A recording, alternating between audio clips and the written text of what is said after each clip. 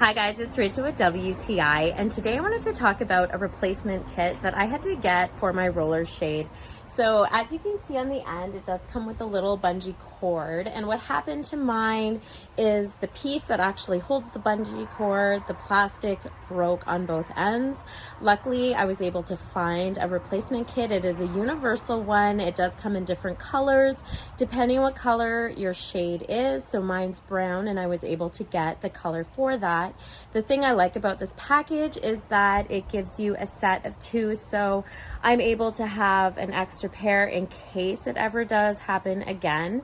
Not that hard, you just have to pop off the end of the plastic so you don't have to take apart your whole shade, and you're able to put the plastic piece in, reuse the bungee cord if yours is still good, or you have a spare one just in case.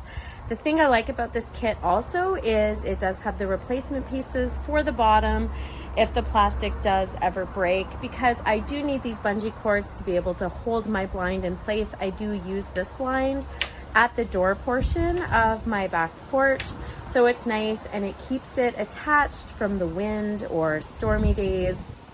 It's not gonna blow all over the place, holds nice and strong, super fast and easy to do. That's just my point of view.